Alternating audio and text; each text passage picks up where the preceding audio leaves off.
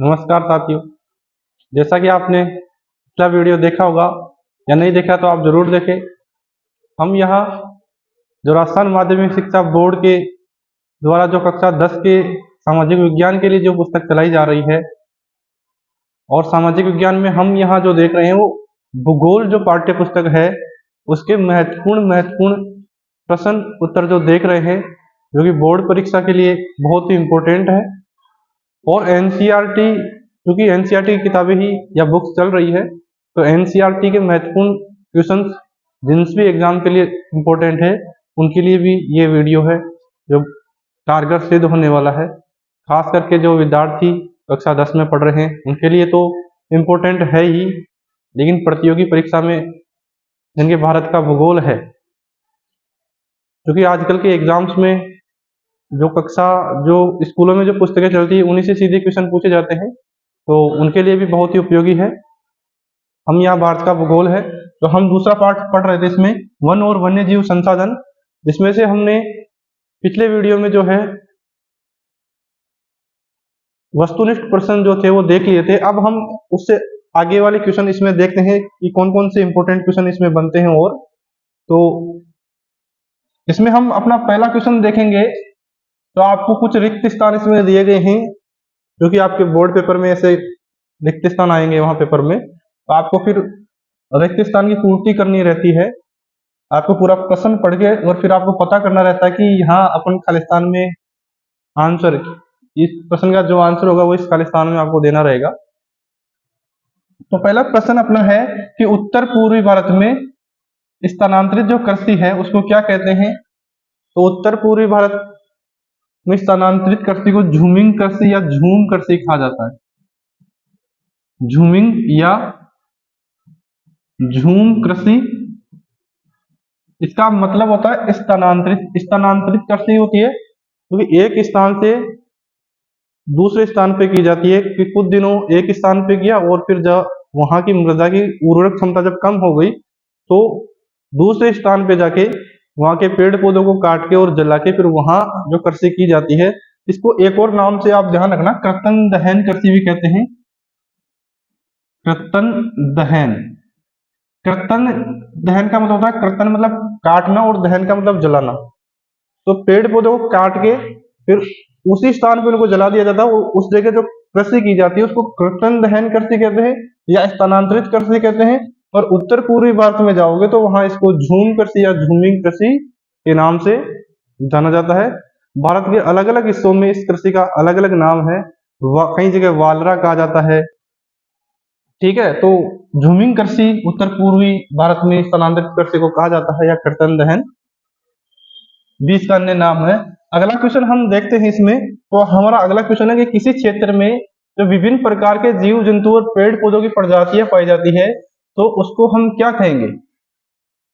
तो ध्यान रखना, मतलब है कि किसी भी क्षेत्र में विभिन्न प्रकार के जीव जंतु या फिर पेड़ पौधों की जो प्रजातियां पाई जाती है उनको हम क्या कहेंगे।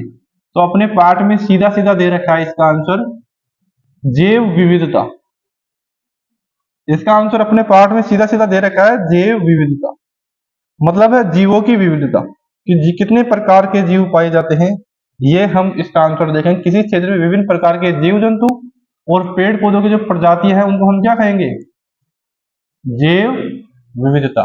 जैव विविधता से हमारा तात्पर्य है जीवों की विविधता कि कितनी प्रकार की प्रजातियां, कितने प्रकार के जीव वहां पाए जाते हैं। तो हमारा आंसर हो जाएगा कि अगर आपको जैव विविधता की परिभाषा पूछे तो भी आपको ये लिखना कि विभिन्न प्रकार के जीव जंतु और पेड़ पौधों की प्रजातियों को हम क्या कहते हैं, जैव विविधता।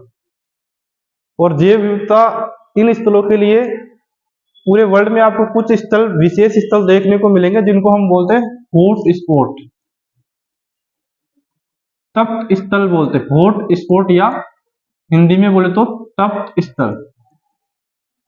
जहां पर सबसे ज्यादा जैव विविधता पाई जाती है उन स्थलों को हॉट स्पॉट या तप्त स्थल बोला जाता है, जो कि पूरे विश्व में आपको देखने को मिलेंगे, भारत में भी है और अनेक देशों में कुछ स्थल ऐसे चिन्हित किए गए जिनको हॉट स्पॉट या तप्त स्थल बोलते हैं। तो जीव जंतु और पेड़ पौधों की प्रजातियों की विविधता को जैव विविधता कहते हैं। अगला क्वेश्चन है IUCN ये एक संस्था है और इसके द्वारा जो प्रजातियां संकटग्रस्त जातियों का मतलब हमने पिछले भी देखा था कि ऐसी जातियां होती है जिनकी संख्या लगातार कम हो रही है और जिनके खत्म होने का खतरा है। मतलब है कि अगर उनका संरक्षण नहीं किया गया तो वो खत्म हो सकती है, लुप्त हो सकती है। उनको संकटग्रस्त जातियां कहते हैं। तो ऐसी जातियों के लिए ये IUCN, ध्यान रखना है, IUCN जो है एक बुक जारी करता है, एक पुस्तक जारी करता है, तो उसको हम बोलते हैं रेड डाटा बुक। ध्यान रखना, रेड डाटा बुक या लाल किताब बोल दो, लाल आंकड़ा किताब। तो रेड डाटा बुक IUCN के द्वारा जारी की जाती है। और कौन सी प्रजातियों के लिए, जो संकटग्रस्त प्रजातियां या संकटग्रस्त जातियां है, उन जातियों का उल्लेख इस पुस्तक में, हालांकि अन्य जातियों का भी उल्लेख इसमें होता है, लेकिन इन जातियों का जो उल्लेख करेगी वो लाल पन्नों पे किया जाता है, क्योंकि उसमें अलग अलग कलर के पन्ने होते हैं, पीले कलर के भी होते हैं, हरे कलर के भी होते हैं। तो इस पुस्तक में, मतलब रेड डाटा बुक में, जो लाल कलर के जो पन्ने पे जिन जातियों का उल्लेख होगा, उसका मतलब समझा जाएगा कि ये इस जाति के संकट होने का खतरा है। तो ध्यान रखना, तो IUCN के द्वारा रेड डाटा बुक जारी की जाती है और रेड डाटा बुक में संकटग्रस्त जातियों के बारे में बताया जाता है। अब हम अगले क्वेश्चन पे चलते हैं। तो अगला क्वेश्चन है कि वन्य जीवों के संरक्षण के लिए केंद्र सरकार ने, वन्य जीवों के संरक्षण के लिए केंद्र सरकार ने क्या घोषित किए? वन्य जीवों के संरक्षण के लिए, जैसे कि आप देखोगे राष्ट्रीय उद्यान है, वन्य जीव संरक्षण, या राष्ट्रीय उद्यान आप देखोगे, हमने पिछले वीडियो में देखा था कि 1972 में वन्य जीव सुरक्षा अधिनियम आता है, फिर 1973 में टाइगर रिजर्व के लिए भी योजना आती है। तो वन्य जीवों के संरक्षण के केंद्र सरकार वन्य जीव या राष्ट्रीय उद्यान,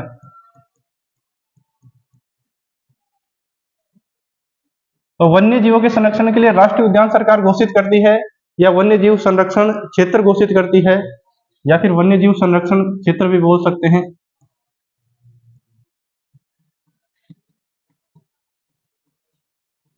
वन्य जीव संरक्षण क्षेत्र घोषित करती है या कुछ अधिनियम बनाती है, तो अपना आंसर हो जाएगा राष्ट्रीय उद्यान या वन्य जीव संरक्षण क्षेत्र, जो कि वन्य जीवों के संरक्षण के लिए ये राष्ट्रीय उद्यान केंद्र संरक्षण के लिए केंद्र सरकार के द्वारा राष्ट्रीय उद्यानों की घोषणा की जाती है। ठीक है, अब हमारा अगला क्वेश्चन है, ये तो सिंपल सा क्वेश्चन है कि राजस्थान का राज्य पक्षी क्या है?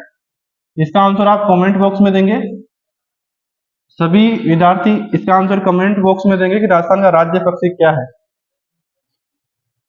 अब हम अगला क्वेश्चन देखते हैं, इसका आंसर मैं नहीं दे रहा, आप सभी अपने कमेंट बॉक्स में दें। अब हम हमारा देखते हैं, हिमालय यव वृक्ष भारत के कौन से राज्य में पाया जाता है? यव, इसमें आपकी किताब में जब आप दूसरा पार्ट देखोगे तो उसके एक इंडेक्स में इसके बारे में पूरा दिया गया है, यव वृक्ष के बारे में, कि क्या है, किसके प्रयोग में पाया जाता है, कहाँ कहाँ पाया जाता है। तो ये पहाड़ी क्षेत्रों में मुख्य रूप से पाया जाता है, और मुख्य रूप से भारत में देखोगे तो हिमाचल प्रदेश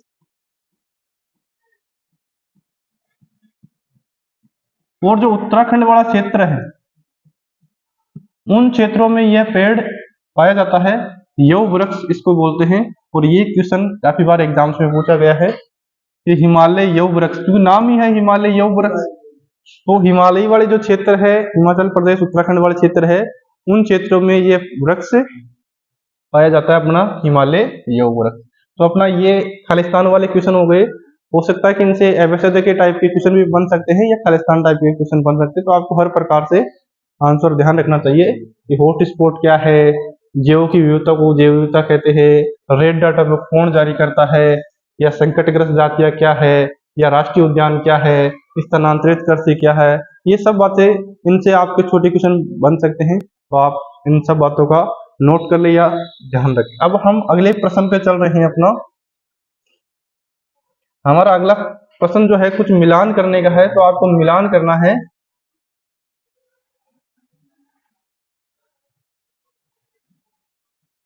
तो आपको कुछ क्वेश्चन मिलान करने के लिए है, जिसमें आपको एक तरफ उद्यान दे रखे हैं और एक तरफ स्थित राज्यों की उनकी स्थिति दे रखी है। तो आपको बताना है कि कौन सा जो है उद्यान है वह कौन से राज्य में स्थित है। आप इसका आंसर भी कमेंट बॉक्स में दे सकते हैं। तो सबसे पहले अपना जिम कॉर्बेट है, नंबर 1 जिम कॉर्बेट है, सुंदरबन है, बांधवगढ़ है और सरिस्का। तो अगर मिलान के लिए ऐसा क्वेश्चन आता है तो सबसे पहले आप उस बिंदु को मिलाइए जो आपको आता है। अगर 4 में से आपको पहले एक भी आता है तो आप पहले उसको मिलाइए। जैसे मान लेते हैं आपको सरिस्का याद है, क्योंकि सरिस्का तो राजस्थान में स्थित है, ये अपना पहले भी एबीसीडी में आया था। सरिस्का वन्य जीव पशु विहार है जो कि राजस्थान में स्थित है, तो अपना एक तो क्लियर हो गया। सरिस्का तो राजस्थान के अलवर में स्थित है, राजस्थान वाला तो हो गया। अब अपने पास बचे 3। अब आपने जिम कॉर्बेट पढ़ा होगा, तो जिम कॉर्बेट पहला राष्ट्रीय उद्यान है, सबसे बड़ा राष्ट्रीय उद्यान भी था, वो उत्तराखंड राज्य में स्थित है। और उसके बाद आप सुंदरबन देखोगे तो सुंदरबन पश्चिम बंगाल में है। तो अपने पास बच गया एक बांधवगढ़। अगर आपको बांधवगढ़ नहीं भी आता है तो भी आपका आंसर ठीक हो जाएगा।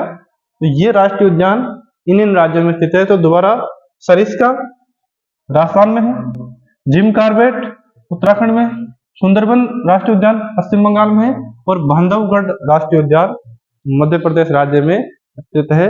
आप कॉपी में नोट कर लीजिए ताकि जब भी अगर दोबारा पढ़ने की जरूरत पड़े तो आपका रिवीजन तुरंत हो जाए। ये बातें आपको ध्यान रखनी है। जिम कॉर्बेट राष्ट्रीय उद्यान कहाँ है, सुंदरबन। इसके अलावा भी आपकी किताब में देखो तो और भी राष्ट्रीय उद्यानों के बारे में दे रखा है। जैसे केवलादेव नेशनल राष्ट्रीय पार्क कहाँ है, वो भी राजस्थान के भरतपुर जिले में स्थित है।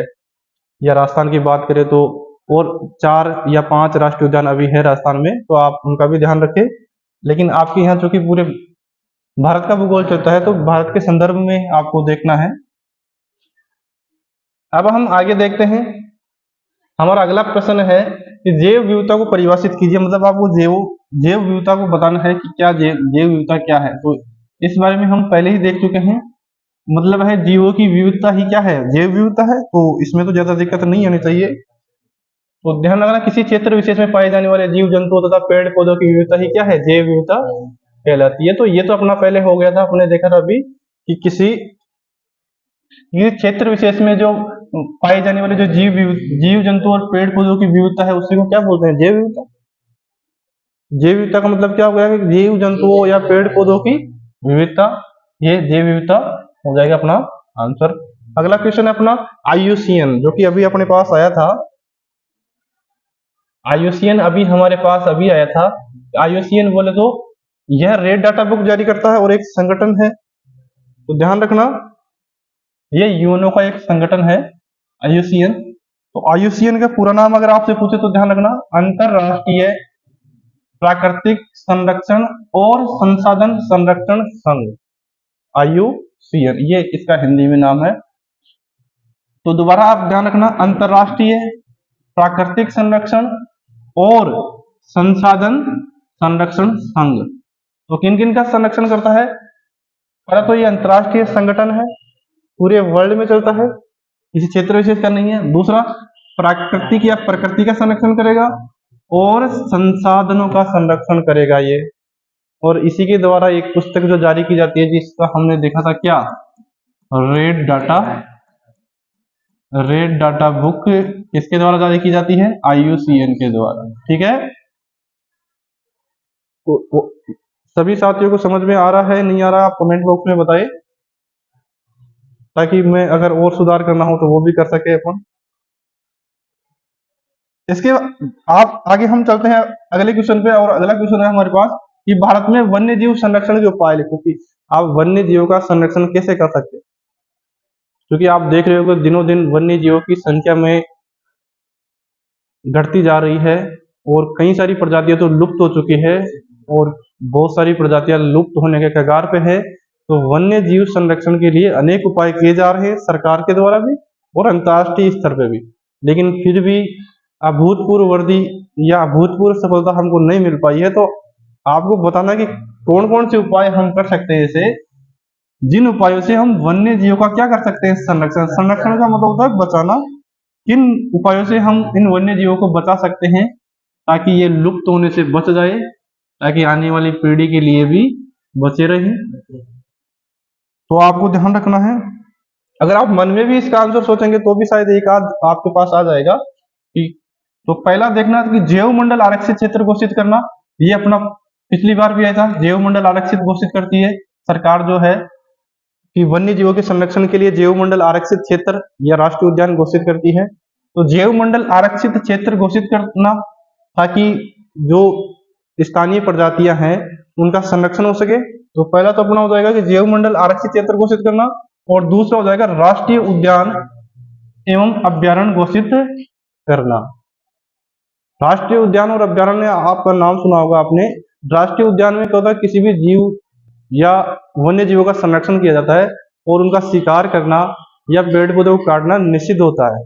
इस प्रकार वन्य जीवों का संरक्षण हो सकता है इन दो उपायों के माध्यम से। हालांकि उपाय तो इनके अलावा भी बहुत सारे हैं, लेकिन आपको दो उपायों में पूछा गया है तो आपको दो उपाय लिखने हैं। तो पहला तो जैव मंडल आरक्षित क्षेत्र घोषित करना, ये सरकार के द्वारा किया जाएगा, और राष्ट्रीय उद्यान और वन्य जीव अभ्यारण्य घोषित करना। इन माध्यमों या इन उपायों के द्वारा हम वन्य जीवों का क्या कर सकते हैं, संरक्षण कर सकते हैं। अगला क्वेश्चन हमारे पास है, प्रबंधन के आधार पर भारत में वनों के प्रकार लिखिए। ध्यान रखना, प्रबंधन के आधार पर यानी कि मैनेजमेंट के आधार पर आपको वनों के प्रकार लिखने। तो आप बताइए या सोचिए कि प्रबंधन के आधार पर कौन कौन से या किस किस प्रकार के वन हो सकते हैं। आप जब पार्ट में देखोगे तो आपको उस पार्ट में 3 प्रकार आपको मिलेंगे प्रबंधन के आधार पे। वनों के प्रकारों में अगर आप देखो तो वहां आपको कितने प्रकार मिलेंगे, 3 प्रकार। देखो, पहला तो हो गया आरक्षित वन। ये पूरी तरीके से रिजर्व वन होते हैं। इनमें किसी भी प्रकार की लकड़ी काटना या किसी भी प्रकार का शिकार करना पूरी तरह से निषिद्ध होता है। ये रिजर्व फॉरेस्ट होते हैं। दूसरा है रक्षित वन, और तीसरा है अवर्गीकृत या अनारक्षित वन भी बोलते हैं इनको। तो 3 प्रकार कौन कौन से हो गए, पहला तो हो गया आरक्षित वन, दूसरा हो गया रक्षित, और तीसरा हो गया अवर्गीकृत वन। ये प्रबंधन के आधार पर है कि किस प्रकार इनका मैनेजमेंट किया जाएगा। जैसे अगर हम बात करें आरक्षित वनों की, तो इसमें शिकार व लकड़ी काटना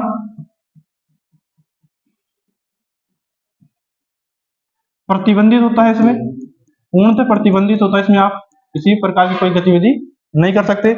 इसमें जो है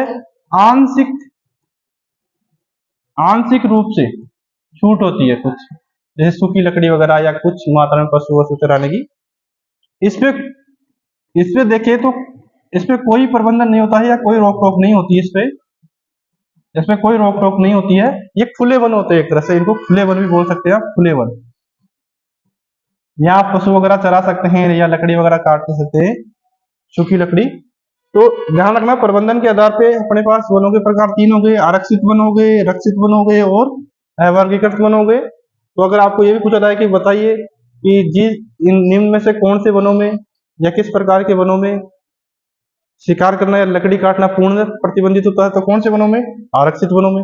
या किस में आप लकड़ी काट सकते हैं, पशु चरा सकते हैं, अवर्गीकृत वनों में। तो ये कुछ बातें इनमें ध्यान रखनी है आपको। अगला क्वेश्चन हमारा है, जैव विविधता मानव के लिए उपयोगी है।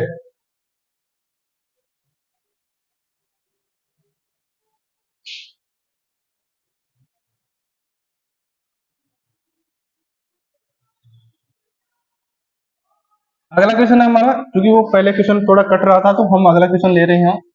बाघ परियोजना पर आपको टिप्पणी लिखनी है कि बाघ परियोजना क्या है। वैसे तो जब हमने इसके देखे थे वस्तुनिष्ठ, तो उसमें भी हमने देखा था कि बाघ परियोजना की शुरुआत 1973 में होती है। तो बाघ परियोजना, जैसा कि नाम है बाघ, ये बाघ ध्यान रहे राष्ट्रीय पशु भी है अपना। भारत का राष्ट्रीय पशु कौन है, बाघ, जो कि लुप्त होने के कगार पर है, संकटग्रस्त प्रजाति है। तो बाघ परियोजना बाघों के संरक्षण के लिए होगी। तो भारत में बाघों की निरंतर गिरती संख्या को बचाने के लिए कब 1973 में बाघ संरक्षण परियोजना लागू की गई, जिसके तहत बाघ रिजर्व घोषित किए गए। बाघ रिजर्व मतलब बाघों की संख्या को बढ़ाने के लिए या बाघों को सुरक्षा देने के लिए कुछ रिजर्व स्थल घोषित किए गए हैं, जिन पे बाघों का विशेष ध्यान रखा जाएगा या उनका पालन पोषण किया जाएगा या उनका प्रजनन किया जाएगा। ऐसे क्षेत्रों को हम बाघ रिजर्व क्षेत्र बोलते हैं। जैसे कि राजस्थान में देखोगे तो सरिस्का है,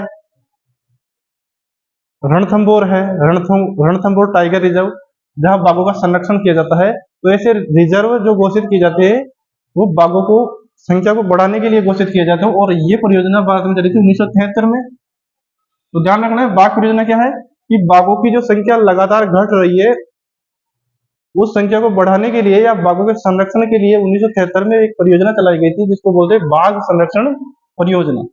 अब हमारा अगला क्वेश्चन है जो हमने पहले 2 बार देख लिया इस क्वेश्चन को, एक बार लेकिन फिर आ रहा है कि रेड डाटा बुक क्या है। नाम से पता लग रहा होगा रेड डाटा बुक, ये मैं पहले बता चुका। IUCN के द्वारा एक पुस्तक जारी की जाती है जिसमें संकटग्रस्त प्रजातियों के बारे में बताया जाता है, उसको हम बोलते हैं रेड डाटा बुक। ध्यान रखना, रेड डाटा बुक संकटग्रस्त प्रजातियों का उल्लेख करने के लिए किसके द्वारा, IUCN के द्वारा जारी की जाने वाली ये क्या है, पुस्तक है। तो ध्यान रखना, रेड डाटा बुक क्या है, एक पुस्तक है, किताब है जो किसके द्वारा जारी की जाएगी, IUCN के द्वारा। और इसमें क्या होगा, कौन सी प्रजातियां, मुख्य रूप से संकटग्रस्त प्रजातियां, जिन जातियों के लुप्त होने का खतरा है, ऐसी प्रजातियों के बारे में इस पुस्तक में IUCN बताता है, ताकि उनके संरक्षण के लिए विभिन्न प्रकार के क्या किए जा सके, उपाय किए जा सके। जैसे भारत में देखो तो बाघ परियोजना चलाई जा रही है, वो इसीलिए चलाई जा रही है क्योंकि IUCN ने घोषित कर रखा है कि बाघ जो है एक संकटग्रस्त प्रजाति है। अगला क्वेश्चन देखते हैं, वन और वन्य जीव संरक्षण क्यों आवश्यक है। ये तो एक सामान्य सी बात है कि हमें इनका संरक्षण क्यों करना चाहिए। जैसे हम बात करें कि जल संरक्षण क्यों आवश्यक है, मृदा संरक्षण क्यों आवश्यक है, क्योंकि जल एक प्रमुख संसाधन है, मृदा प्रमुख संसाधन है। तो उसी प्रकार वनों का संरक्षण, वन्य जीवों का संरक्षण भी आवश्यक है, ताकि जो पारिस्थितिकी विविधता है वो बनी रहे। और पारिस्थितिक विविधता बनी रहेगी तो जो प्रकृति के द्वारा जितने भी संसाधन प्रदत्त है वो सारों की जो क्वालिटी है वो भी बनी रहेगी। तो ध्यान रखना कि इसके संरक्षण से पारिस्थितिकी विविधता बनी रहती है और हमारे जीवन साध्य संसाधन जैसे कि जल है, वायु है, मृदा है, वह बने रहते हैं।